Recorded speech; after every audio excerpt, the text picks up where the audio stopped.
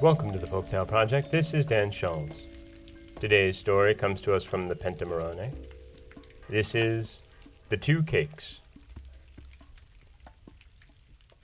I have always heard say that he who gives pleasure finds it. The bell of Manfredonia says, "Give me, I give thee." He who does not bait the hook of the affections with courtesy never catches the fish of kindness. And, if you wish to hear the proof of this, listen to my story, and then say whether the covetous man does not always lose more than the liberal one. There were once two sisters, named Lucetta and Troccola, who had two daughters, Marziella and Puccia.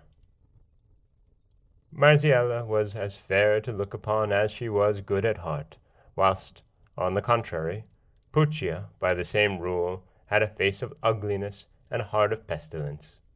But the girl resembled her parent, for Troccola was a harpy within, and a very scarecrow without.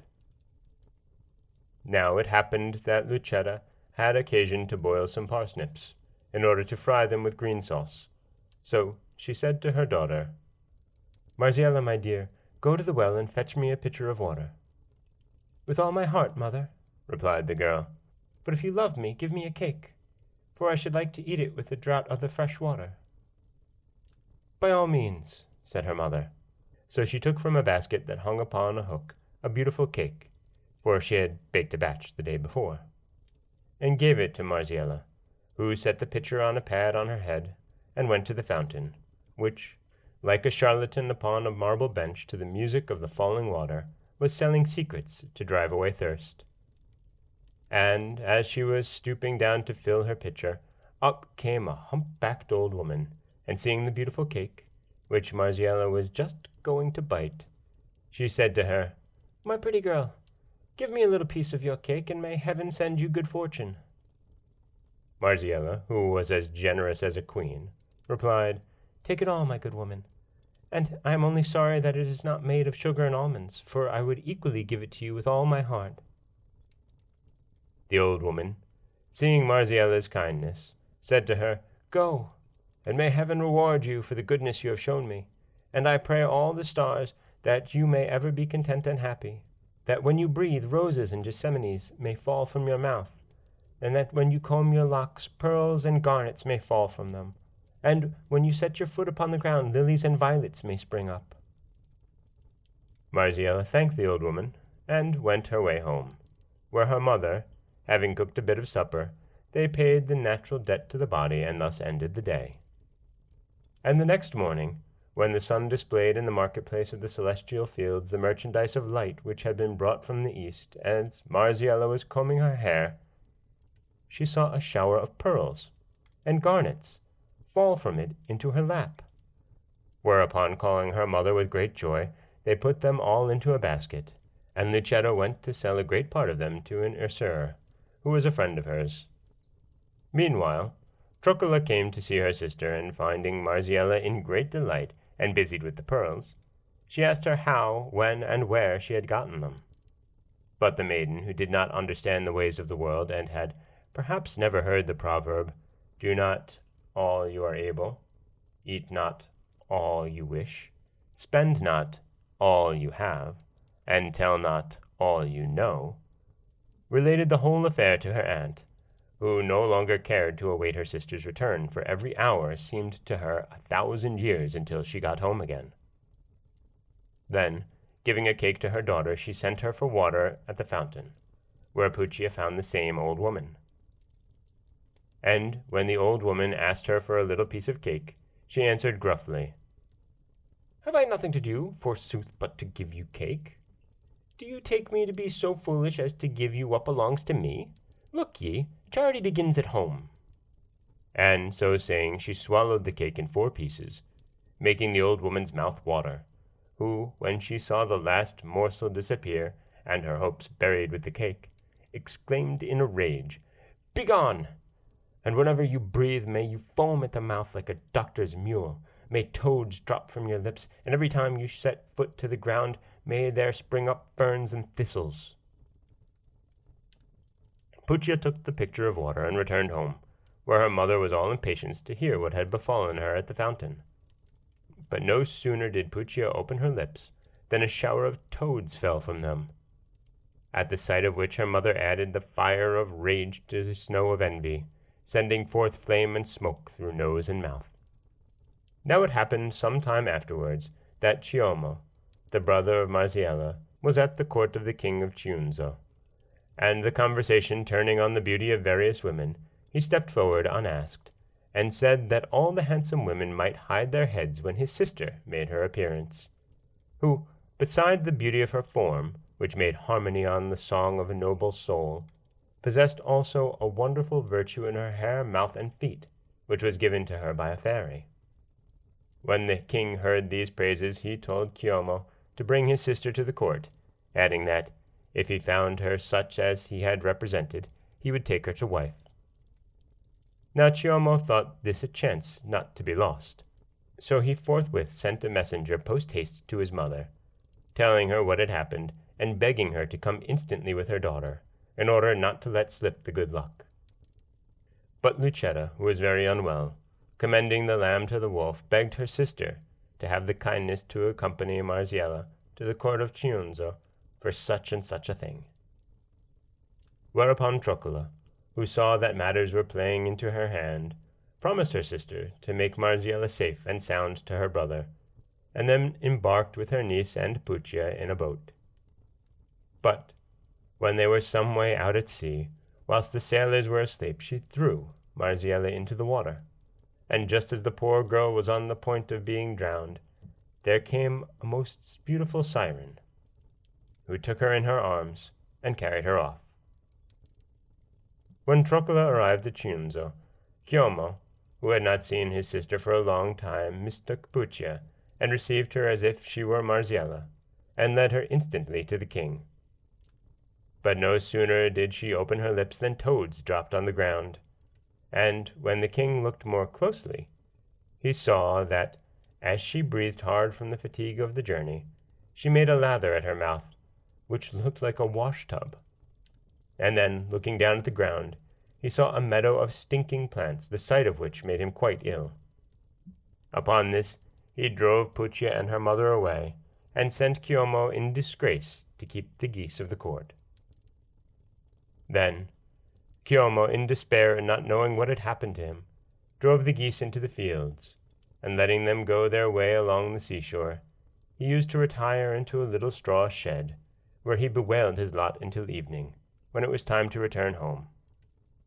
But, whilst the geese were running about on the shore, Marziella would come out of the water and feed them with sweetmeats, and give them rose water to drink, so that the geese grew as big as sheep, and were so fat they could not see out of their eyes. And in the evening, when they came into a little garden under the king's window, they began to sing, "Pyre, pyre, pyre, the sun and the moon are bright and clear, but she who feeds us is still more fair." Now the king, hearing this goose music every evening, ordered Chioma to be called, and asked him where and how and upon what he fed his geese. And Chioma replied, "I give them nothing to eat but the fresh grass of the field." But the king, who was not satisfied with this answer, sent a trusty servant after Chioma to watch and observe where he drove the geese. Then the man followed in his footsteps, and saw him go into the little straw shed, leaving the geese to themselves. And going their way, they had no sooner come to the shore than Marziella rose up out of the sea, and I do not believe that even the mother of that blind boy, who, as the poet says, deserves no other alms than tears, ever rose from the waves so fair. When the servant of the king saw this, he ran back to his master, beside himself with amazement, and told him the pretty spectacle he had seen upon the seashore. The curiosity of the king was increased by what the man told him, and he had a great desire to go himself and see the beautiful sight. So the next morning, when the cock, the ringleader of the birds, excited them all to arm mankind against the night, and Chioma went with the geese to the accustomed spot, the king followed him closely. And when the geese came to the seashore without Chioma, who remained as usual in the little shed, the king saw Marziella rise out of the water, and after giving the geese a trayful of sweetmeats to eat and a cupful of rose water to drink, she seated herself on a rock and began to comb her locks, from which fell handfuls of pearls and garnets.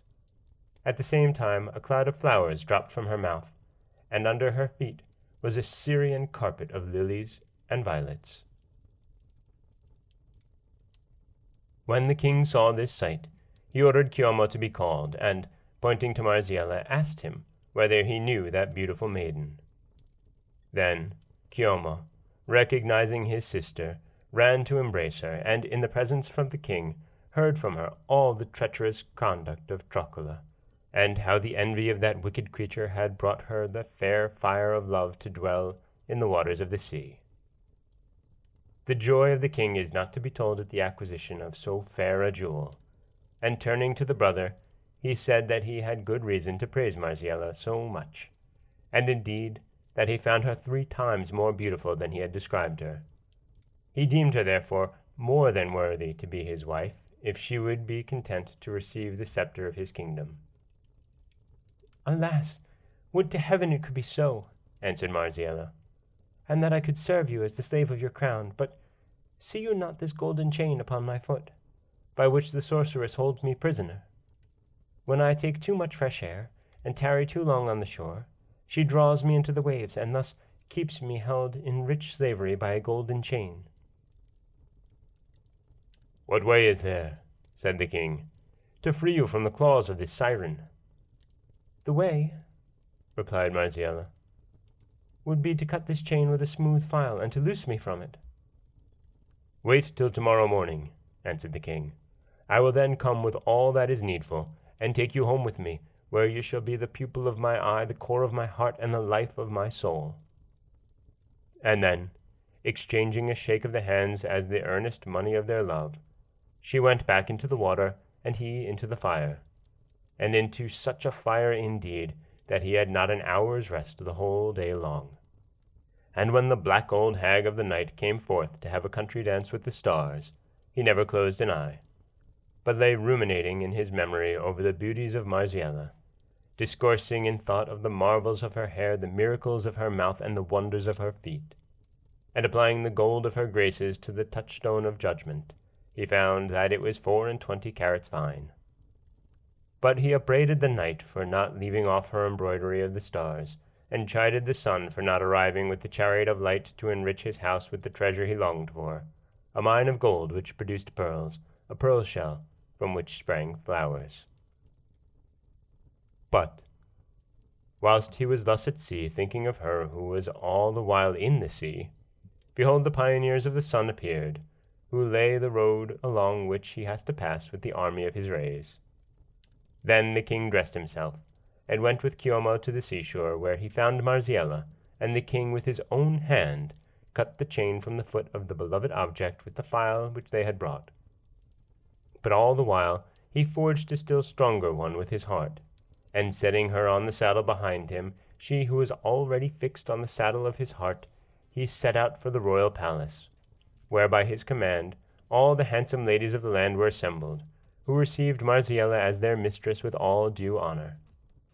Then the king married her, and there were great festivities, and among all the casks which were burnt for the illuminations, the king ordered that Trocula should be shut up in a tub, and made to suffer for the treachery she had shown to Marziella. Then, sending for Lucetta, he gave her and Chioma enough to live upon like princes, whilst Puccia, driven out of the kingdom, wandered about like a beggar. And, as a reward of her not having sown a little bit of cake, she had now to suffer a constant want of bread. For it is the will of heaven that he who shows no pity finds none. And that is the Italian folktale of the 2 cakes from the Pentamerone. This is Dan Scholes for the Folktale Project. Don't forget that you can subscribe to the podcast on Apple Podcasts, Stitcher, Overcast, Google Play, anywhere that you like to get your podcasts. You can follow us on Twitter at Folktale Project. You can find us on Auto Radio, TuneIn Radio, and iHeartRadio. And you can always head over to folktaleproject.com, where you'll find a new story waiting for you every weekday morning. Thanks for listening.